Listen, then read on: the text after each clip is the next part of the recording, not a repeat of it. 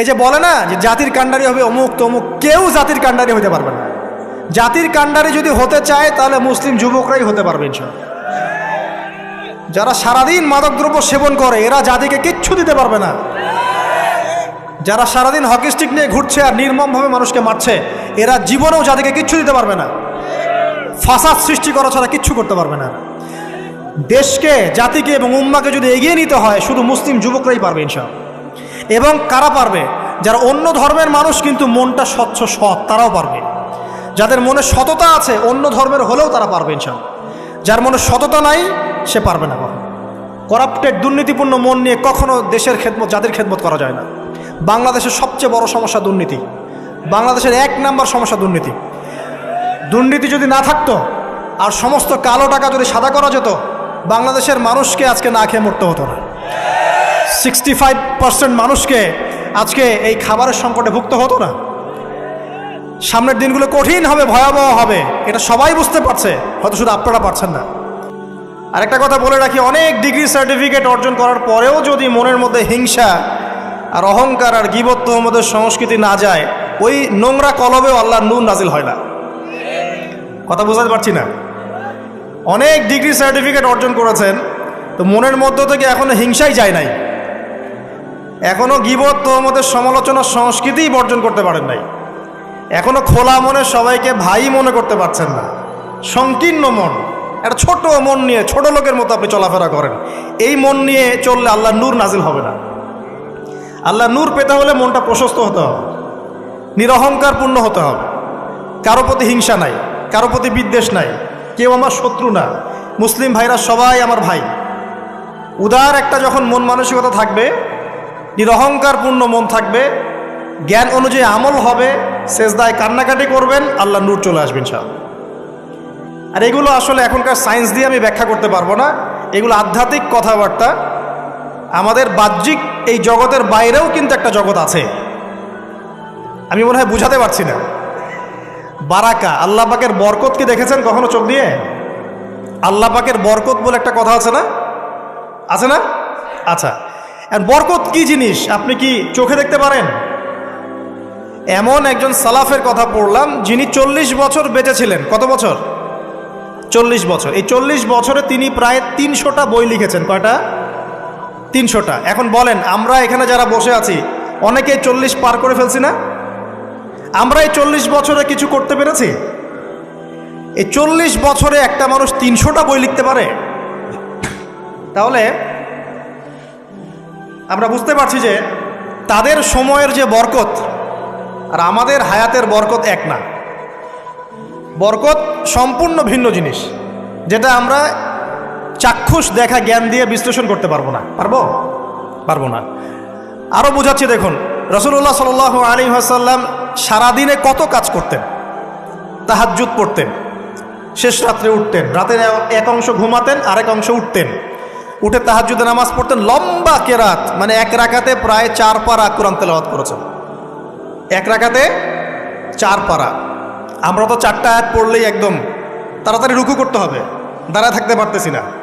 তাই নামাজ তো ডিজিটাল, এখন যুগের সাথে সাথে নামাজও কি ডিজিটাল। অনেক মসজিদে নামাজ পড়লে মনে হয় ইমাম সাহেব পেশাব পায়খানা চাপ নিয়ে নামাজ পড়াচ্ছে মনে হয়, তাড়াতাড়ি নামাজ শেষ করতে পারলে বাঁচে। আবার দেখা যায় মাঝে মাঝে যে নামাজ মানুষ পড়াচ্ছে, পড়তেছে না, মানে নামাজ পড়ানোর দায়িত্ব সে পালন করছে, নামাজ নিজে পড়তেছে না। তো এই ডিজিটাল নামাজ না, নবী সাল্লাল্লাহু আলাইহি ওয়াসাল্লাম এক রাকাতে 4 পারা কোরআন তেলাওয়াত করেছেন, প্রায় 4.5 পারা তাহাজ্জুদের নামাজে। তখনই তো গিয়ে পা ফুলবে। এই যে পা ফুলতো, এমনি এমনি পা ফোলে? কতক্ষণ দাঁড়ায় থাকলে একটা মানুষের পা ফোলে? তো নবী সাল্লাল্লাহু আলাইহি ওয়াসাল্লামের পা ফুলে যেত, পা মোবারক ফুলে যেত।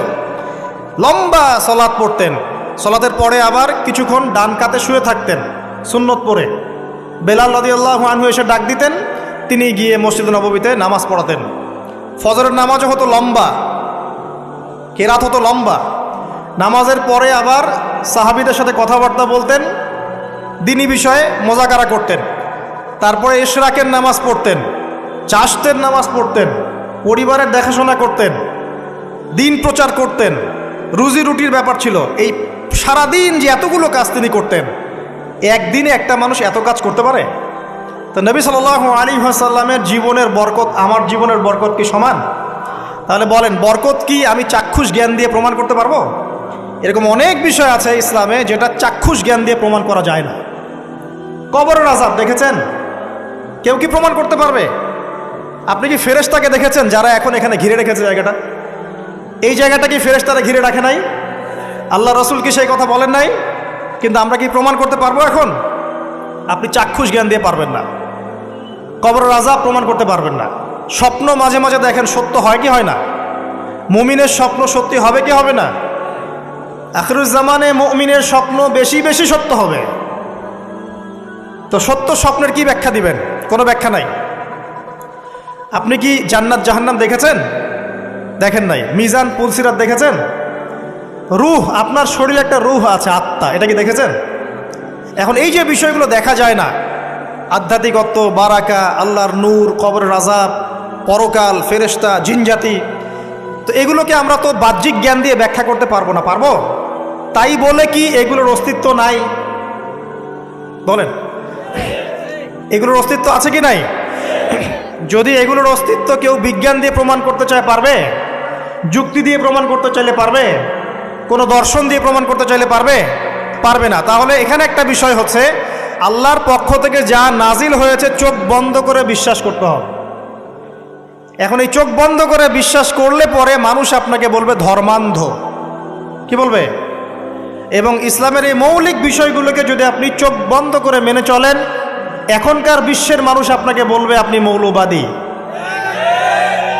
এখন আপনি বলেন, ইসলামের মৌলিক বিষয়গুলোকে মেনে না চললে কি কেউ মুসলিম হতে পারবে কি না? পারবে? তাহলে পরিপূর্ণ মুসলিম হতে হলে আমাকে মৌলবাদী হতে হচ্ছে কি না? আমি এটা দিয়ে কি বুঝাচ্ছি? বুঝাচ্ছি আল্লাহ পাকের নাজিল করা প্রতিটা বিষয়কে চোখ বন্ধ করে মানতে হবে। কিছু বিষয় আমার বুঝে আসবে, কিছু বিষয় আমার বুঝে নাও আসতে পারে। এখন যতগুলো বিষয় বললাম, একটাও কি ব্যাখ্যা করতে পারবেন?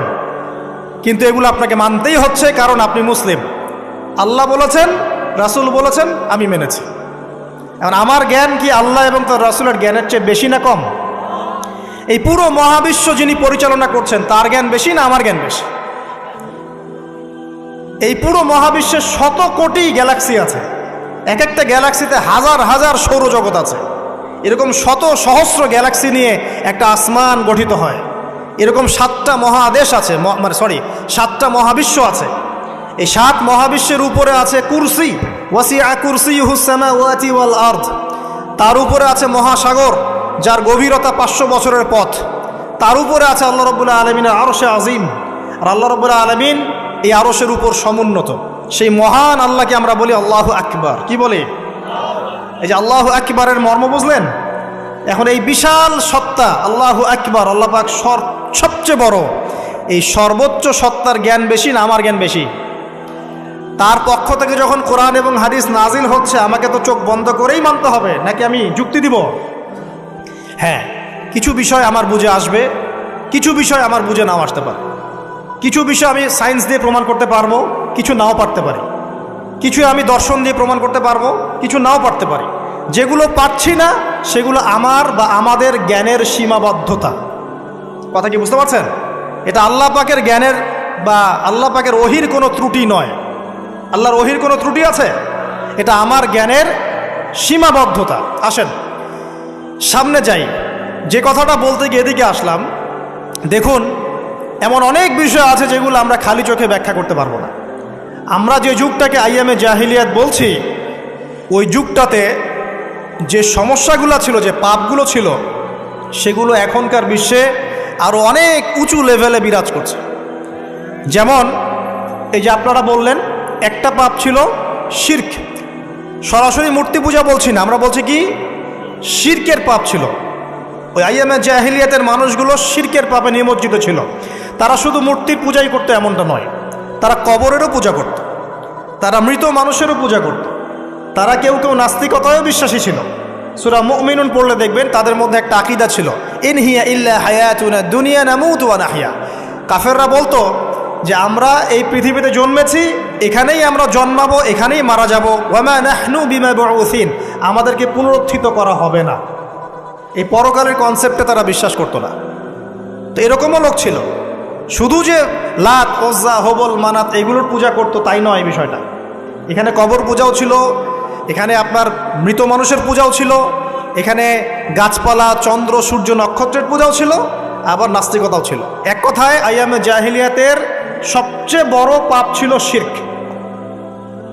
কথা কি বুঝতে পারছেন ভাই? আচ্ছা, না বুঝলে বলবেন, শেষে গিয়ে প্রশ্ন করবেন ইনশাল্লাহ, সমস্যা নাই। তাহলে প্রথম যে পাপটার কথা বললাম সেটা কি? শিরক। এখন একটু এই 1400 বছর পরে চলে আসা, চলে এসে দেখেন এখনকার সমাজের দিকে তাকান, এখনকার মুসলিম রাষ্ট্রগুলোর দিকে তাকান, আর পুরো বিশ্বের দিকে তাকান। সবচেয়ে বড় সমস্যাটা কি বলেন?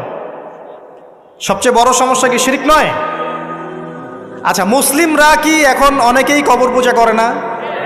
মুসলিমদের মধ্যে অনেকেই দেখবেন যে মৃত মানুষের কাছে চাচ্ছে না, মৃত মানুষের কাছে সন্তান প্রার্থনা করে না, ওই যে ওখানে গিয়ে নজর মান্নত করছে না যে মৃত মানুষকে সন্তুষ্ট করলে আমার ভালো হবে, না হলে আমার কোনো ক্ষতি হয়ে যাবে, এটা মানুষ করছে না।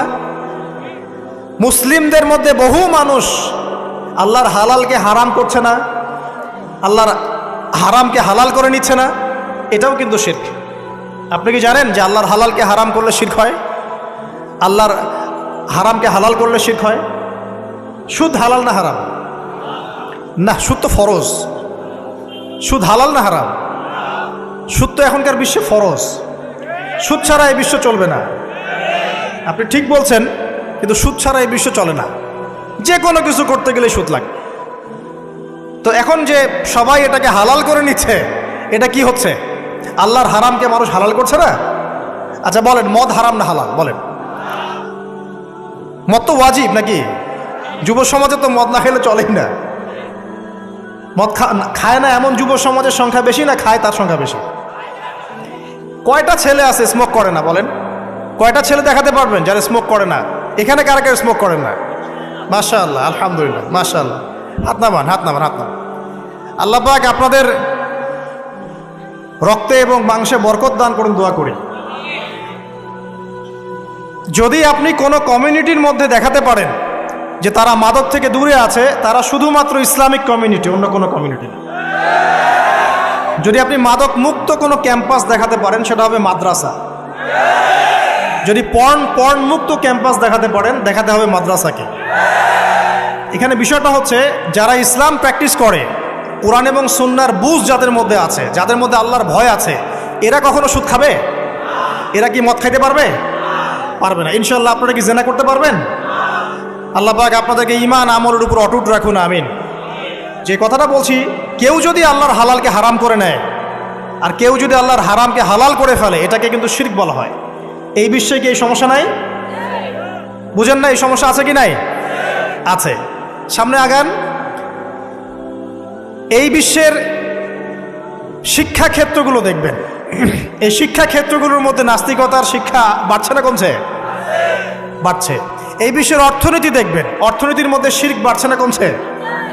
এখানে আপনাকে সুদ নিতে হচ্ছে, এখানে আপনাকে আল্লাহর নাজিলকৃত ইকোনমি বাদ দিয়ে পশ্চিমাদের নাজিলকৃত ইকোনমি বহন করতে হচ্ছে। এটাও এক প্রকার কুফরি। আরও সমস্যা আছে। এই বিশ্বের ওয়ার্ল্ড অ্যাফেয়ার্সের দিকে তাকাবেন, দেখবেন বিশ্বের কয়টা জায়গা আপনি আমাকে দেখাতে পারবেন যেখানে মুসলিমদের মধ্যেও আল্লাহ রাব্বুল আলামিনের নাজিলকৃত বিধান দিয়ে বিচার ফয়সালা হচ্ছে? কয়টা দেখাতে পারবেন? তো যেখানে আছে খুব স্বল্প পরিসরে। পুরো বিশ্বের অবস্থা আজকে এমন। পর্নোগ্রাফি হালাল না হারাম? পশ্চিমা সংস্কৃতির মধ্য দিয়ে এটা সারা বিশ্বে ছড়িয়ে দেওয়া হয়েছে। মানুষ এখন এটাকে available part of our life এটা মনে করছে, common part of our life. পর্দা হালাল না হারাম? বলেন, পর্দা না করাটা হারাম না হালাল? আচ্ছা, এখন দেখেন মিডিয়া বলেন, প্রিন্ট মিডিয়া বলেন, ইলেকট্রনিক মিডিয়া বলেন, বিভিন্ন প্রযুক্তিগত উন্নয়নের মধ্য দিয়ে নগ্নতাকে প্রমোট করা হচ্ছে কি হচ্ছে না? বলেন, হচ্ছে কি হচ্ছে না? এখন কি কাপড় খোলার দিকে মানুষ বেশি আগ্রহী না পরার দিকে? দেখবেন ইসলামের বুঝ যাদের মধ্যে নাই, এরা কাপড় খুলতে যাচ্ছে এখন। আর আমি আপনাদেরকে বলি, আগের লেকচারগুলোতেও বলেছি, এই পুরো মহাবিশ্বে আমাদের বাবা আর মা আদম এবং হাওয়া আলাইহিমুস সালাম, তাদের গা থেকে পোশাকটা খুলে ফেলেছিল কে জানেন? কে? ইবলিস। যখনই তারা গাছের কাছে গেলেন তখন কি হলো? ফালাম্মা যাকা আশ-শাজারা বাদাত লাহুমা সাওয়াতিহিমা। যখনই তারা গাছের কাছে গেলেন তাদের কাপড় খুলে পড়ে গেল। তাহলে পুরো মহাবিশ্বে আমাদের পিতামাতাকে নগ্ন করে দিয়েছে কে? ইবলিস, শয়তান। তাহলে এখন পৃথিবীতে যারা মুসলিমদেরকে বা অমুসলিমদেরকে, পুরো মানবতাকে যারা নগ্ন করতে চাচ্ছে, এরা কার এজেন্ট? এরা কার এজেন্টটা বাস্তবায়ন করছে? এটা কি বুঝতে বাকি থাকে? আমি কথাগুলো বানিয়ে বলি নাই, সূরা আরাফ পড়েন, দেখবেন সব লেখা আছে। আসেন, এক কথায় বলতে চাচ্ছি, ওই সময়কার যে শিরকটা শুধুমাত্র মক্কায় সীমাবদ্ধ ছিল, এখনকার শিরকটা গ্লোবালাইজেশন হয়েছে, পুরো দেশে দেশে দেশে শিরক ছড়িয়ে পড়েছে।